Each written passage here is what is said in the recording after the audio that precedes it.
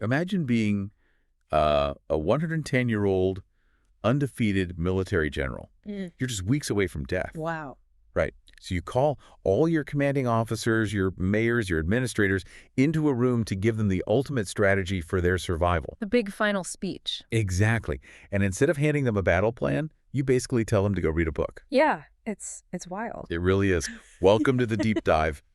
But before we step into that ancient boardroom, I want to just pause and offer a divine blessing for your day and for your week ahead. Yeah, it's wonderful. May you find clarity in your pursuits, peace in your moments of quiet, and may a deep guiding purpose be with you in everything you do this week. We are just so glad you are exploring with us today. It is genuinely great to be here because the scenario you just described, that is exactly what we are unpacking today. Yeah. We have a truly fascinating exploration ahead of us. We really do. Our mission today is to transport you back to this pivotal, high-stakes moment in ancient history. Right. We're looking at two incredibly rich sets of study notes from the Holman Study Bible and the NAA Study Bible. And we are pointing a magnifying glass at a single chapter, Joshua chapter 23. It's a remarkable piece of text, honestly. Yeah. We're essentially analyzing the farewell address of Joshua, who is, one of ancient Israel's most legendary figures. He's the leader who took the reins right after Moses. What we're going to see is that this isn't just some, dusty, polite retirement speech. Not at all. It is an absolute masterclass in legacy. I mean, it contains some of the most striking, visceral metaphors about the dangers of losing your core identity that you will ever hear. It really pulls no punches. Exactly. We're going to uncover these profound leadership lessons, stark warnings about cultural compromise, and a deeply uncomfortable reality about divine promises. Yes. But to really grasp the gravity of what Joshua is saying, we kind of have to understand who he is actually talking to. The timing here is everything, isn't it? The timing is crucial. I mean, if we look at the historical context provided in the notes, a significant amount of time has passed since the peak of Joshua's military campaigns. Right. The NAA study notes actually point out that it's been about a quarter of a century. Wow. Yeah, 25 years have gone by since the Israelites originally crossed the Jordan River into the Promised Land. 25 years. I mean, that is a massive generational shift. It's huge. So the people sitting in this room listening to Joshua, they aren't necessarily the young, battle-hardened soldiers who, first marched into the land and brought down the walls of Jericho, are they? For the most part, no. The generation that fought those initial terrifying battles is mostly gone, or they're aging out. Right. The people Joshua summoned, the elders, the heads of tribes, the judges, the officials, many of them have actually grown up in a period of relative peace. Okay, so they're different. Very different. They are administrators, they are bureaucrats managing a society, not soldiers conquering a territory, They inherited the success. Okay, let's unpack this because that changes the entire dynamic of the speech. It really does. To put it in modern terms, this is like a legendary founder of a massively successful startup who, built the company from scratch, operating out of a garage, fighting off bankruptcy every single week. Right, the visionary. Exactly. And now, 25 years later, he's calling all the new department heads, directors, and VPs into this plush corporate boardroom for one final address before stepping down for good. That is a perfect analogy. He is looking dead in the eyes of middle management who have never actually had to fight for the company's existence. Yeah, and standing at the head of that table is Joshua, whom the text actually describes as very old and advanced in days. Right. The NAA notes estimate he is around 110 years old at this moment. Just imagine the physical presence of a 110-year-old legendary general. I mean, the room would be dead silent. Absolutely. And what's fascinating here is how the text frames the current situation of these leaders. How? Well, the passage explicitly states that God had given Israel rest from their surrounding enemies. It sounds idyllic, right? Yeah, it sounds like the mission is accomplished. Exactly. But the NAA notes highlight a crucial underlying theological nuance here, drawing a connection to the New Testament, specifically the book of Hebrews, chapter 4. Wait, what does a New Testament concept of rest have to do with this ancient military moment in Joshua? It completely redefines what rest actually means. Okay. The notes explain that enjoying physical, earthly rest in the Promised Land didn't automatically mean the Israelites were participating in God's ultimate divine rest. Oh, I see. The peace they were experiencing was temporary. It was an illusion of finality. The job actually wasn't finished. Because there were still rival nations living within their borders. Precisely. There were pockets of Canaanite nations that still needed to be expelled. Right. So Joshua is looking at this room full of comfortable administrators and warning them against the ultimate organization killer, complacency. He is telling them that this earthly rest is conditional. The new leaders have to take personal, active responsibility for what comes next. Otherwise, that rest will completely vanish. So if they are at this critical juncture they have some breathing room, but the war for their cultural and spiritual survival is actually still ongoing. What is the game plan he hands them? That's the million-dollar question. Because logically, you would fully expect this aging, brilliant general to hand over a tactical military playbook, supply lines, fortification strategies, troop deployments. Sure. Like, how do we actually clear out the rest of the hostile nations? That would be the standard leadership transition for a newly established nation surrounded by threats, right? You secure the borders. But he doesn't do that. Yeah. Joshua completely pivots. He does. He opens his address by attributing every single past victory entirely to God. He reminds these leaders, the Lord your God is the one who fought for you. He is the one who expelled these great and strong nations. Yeah. He essentially says, don't kid yourselves. This wasn't your tactical brilliance. He deliberately strips them of any illusion that their own military might is what secured their society. And then he delivers his core command for how they are supposed to secure the rest of the land. Right. It's not about upgrading their weapons or forming strategic alliances. It is entirely about absolute adherence to a text. A book. A book. He tells them to be strong, to keep and fulfill everything written in the book of the law of Moses. He says they must not turn from it to the right or to the left. Which is such a specific instruction. It is. And he promises that if they simply obey this book, the results will literally defy mathematical logic. The text says, 1 man of you puts to flight 1,000. 1 against 1,000. It's a staggering supernatural ratio. Here's where it gets really interesting for me, and honestly where I struggle with the practicality of it. Okay. Yeah. Joshua is arguably one of the history's most successful military commanders. Yet his final, desperately important strategy session is basically read your Bible and follow the rules. Why is the military general completely ignoring military strategy? It almost feels irresponsible to not give these bureaucrats an actual defense plan. It seems highly counterintuitive to our modern minds, doesn't it? Yeah. We like actionable, pragmatic strategies. Exactly. Give me a checklist. But to understand this, we have to look at the worldview presented in the Holman study notes. For ancient Israel, military success and spiritual obedience were completely inseparable. Oh, interesting. They were not two different categories of life. The secular and the sacred were entirely fused. So you're saying the foreign policy was literally just their fidelity to God? That is exactly what the text is claiming. Wow. The Holman notes clarify that the absolute primary requirement for Israel's continued success was simply obedience to the covenant. Israel's only job was to stay faithful to the contract they made with God. And the fighting. Fighting and actually expelling the enemies. The text presents that as God's job.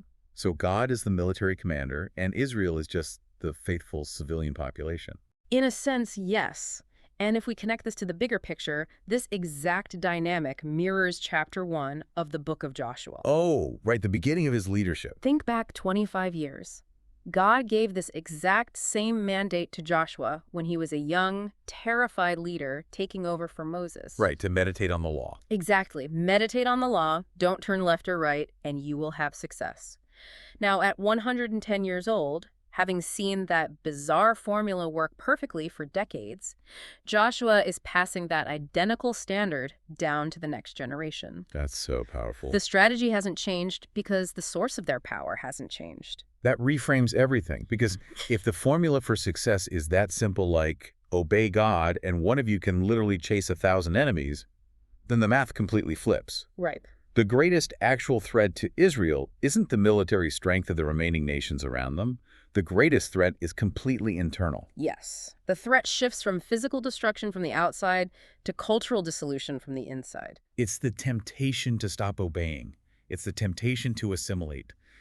And Joshua sees this coming from a mile away. He really does. He gets incredibly strict in his warnings about cultural compromise. He commands the leaders not to mix with the remaining nations. He gets super specific. Yeah, he lists it out. He says, do not even mention the names of their gods. Do not swear by them. Do not serve them. Do not bow down to them. The Holman notes emphasize a key point here about what true obedience meant in this specific covenant. It meant serving only God. Which feels obvious to us, right? Right. Monotheism. Yeah. But why was blending in, or syncretism, so deeply tempting for them at that time? Because of how the ancient Near East operated. In their era, religion wasn't just about what happened in a temple on the weekend, Right. It was your entire economic and social survival system. If you moved into a new territory, you naturally paid respects to the local gods of that land. Why, though? Because those local gods were believed to control the local weather, the local fertility, the local crop yields. Ah, okay. It was essentially an ancient insurance policy. Exactly. You hedge your bet. You worship the God of Israel who brought you out of Egypt, but you also, burn a little incense to the local Canaanite rain god just to make sure your wheat grows. That's it, exactly. And on top of that, swearing by a local god was how you made business contracts. Oh, wow. Yeah. I didn't think about that. Oaths were binding economic agreements. If an Israelite refused to swear by a local deity, they were cutting themselves out of the local trade networks entirely. So Joshua is demanding they completely reject the economic and cultural norms of their era. Yes, which Yeah. would have made them incredibly unpopular and economically vulnerable. He even explicitly warns against intermarrying and allying with these surrounding cultures. But it's the consequences he outlines that really made me stop and reread the text. They are intense. Very.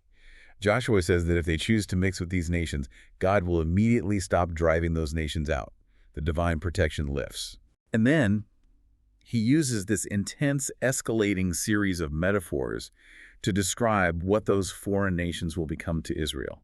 He says they will become a snare, a net, a whip on your backs, and thorns in your eyes. The language here is incredibly stark. It's meant to shock the listener out of their complacency. It definitely shocked me. Yep. But why this specific progression? Like, he uses these weird words, snare, net, whip, thorns. It doesn't sound like a standard military defeat. It's not a military defeat, it's a psychological and cultural breakdown. Okay. If we look at the NWA study notes, they synthesize this brilliantly. The central challenge for this new generation wasn't surviving a battle, it was deciding who they would serve. Right. So a snare is a hidden trap. You don't see it coming. It catches you by surprise when you're just walking along. This represents the subtle initial stages of compromise. Like maybe it's just one business deal sworn in the name of a local god. A tiny concession to fit in, exactly. But then it becomes a net. A net tangles you up. Right, you're stuck. You realize you're caught, but you can't escape even if you try. The cultural ties have become too strong. Then comes the whip on the back. That sounds brutal. It is. This represents physical breaking and forced submission. You are no longer a free people. You are now completely subjugated to the values and the control of the surrounding culture. And finally, the thorns in your eyes. Thorns in the eyes literally blind you. At this final stage, you can't even see the reality of what's happening to you anymore. Wow. You have completely lost your vision, your identity, and your ability to perceive the truth. It is a terrifying progression of losing your freedom, losing your strength, and finally losing your sight. So what does this all mean for us? I mean, when you think about it, this mirrors modern organizational life or even our personal lives so perfectly. It really does. You don't lose your core identity overnight. You lose it one small compromise at a time. It's the subtle shifting of values to appease a client or, silencing your own principles just to blend in with a new social circle. It starts as a snare. You don't even notice you're compromising. Exactly. Then you're tangled in a net of obligations. Before you know it, you have thorns in your eyes, and you don't even recognize the person in the mirror anymore. That is the exact danger of cultural and religious syncretism that the notes warn about. Yeah. The blending or mixing of different beliefs and practices would ultimately lead to Israel's complete destruction and their disappearance from this good land. Just totally gone. Right. If they adopt the gods and the practices of the nations around them, they become indistinguishable from them. And if they aren't distinct, they no longer represent the God who brought them there. That is heavy. It's a profound way to look at the slippery slope of compromise. And that intensity brings us to the emotional climax of Joshua's speech. The big finish. Yeah. If the consequences of blending in are that terrifying, like literal blindness and loss of freedom. Yeah. How on earth does he convince this room full of comfortable administrators that God will actually follow through on such a harsh threat? He does it by pointing to the one thing they cannot deny, God's flawless track record. Right. He starts by saying, I am going the way of all the earth, which is, a beautiful poetic way of saying, I am dying and I am leaving you now. Yeah. And he asks them to look back. He tells the leaders to acknowledge with all their heart and all their soul that not one of the good promises God made has failed. Every single word came true. They're sitting in the proof of it. They are living in houses they didn't build, eating from vineyards they didn't plant. The evidence of God's perfect faithfulness is just all around them. But then, right in verse 15, Joshua introduces this chilling pivot. It's a huge pivot. He says, just as every good word has been fulfilled, if you violate the covenant and serve other gods, and it will culminate in your absolute destruction from the good land. It is the rhetorical peak of the entire address. Both sets of study notes reference Leviticus chapter 26 and Deuteronomy chapter 28 here, highlighting that this is the standard legal structure of an ancient covenant. Blessings and curses, right? Exactly. It contains blessings for obedience and curses for rebellion. I have to admit, I really struggle with Joshua's rhetorical choice here. It feels almost emotionally manipulative. How so? Well, we love talking about God keeping his promises when it's about good things, provision, safety, love. But Joshua is actively using the concept of God's perfect faithfulness as a weapon. Ah, I see what you mean. He's essentially looking at them and saying, listen, God is perfectly faithful, which means he will absolutely punish you and destroy you if you break this deal. It's a really harsh way to view the divine. It is harsh, and it should make us uncomfortable. It's supposed to make them uncomfortable. Okay. But this raises an important question about the nature of a covenant, which is very different from our modern concept of unconditional love. All right, we tend to separate those things. We often want a deity who is infinitely loving but selectively just, meaning we want the blessings, but we want to pass on the consequences. Naturally. But the theological framework presented in these study notes argues that a covenant is a bilateral treaty. Like a modern contract. Exactly like a modern high-stakes contract. Think of it like signing a mortgage. Okay. If you sign the paperwork and follow the rules, the bank gives you a house. That is the blessing. But if you stop paying, the bank doesn't just say, well, we love you anyway, keep the house. Right, they foreclose. They're foreclosed. They take it away. That is the curse. True justice requires absolute consistency to the terms of the agreement. So you can't have the reliable blessings without the reliable consequences. Yeah. If God ignores their rebellion, he actually becomes an unfaithful God because he's breaking his own contract. Precisely. The same God who performed unprecedented miracles, parting rivers, bringing down city walls, to bring them into the land is the exact same God who will enforce the penalty clauses if they turn their backs on him. The Holman notes specifically point out that this stark warning in verse 15 is actually an anticipation of the eventual historical reality. Because they don't listen, do they? No, they don't. Hundreds of years later, Israel does compromise. They do serve other gods. Yeah. And God does use foreign nations to exile them from the land. Joshua's being prophetic here. Violating the covenant literally triggered the loss of the promised land. He's trying to save them from a future he can clearly see coming if they aren't careful. I mean, he is looking at these comfortable administrators, and he is leveraging everything: his own authority, his impending death, the undeniable track record of God's miracles, and the terrifying promise of God's justice, just to keep them awake to the danger of compromise.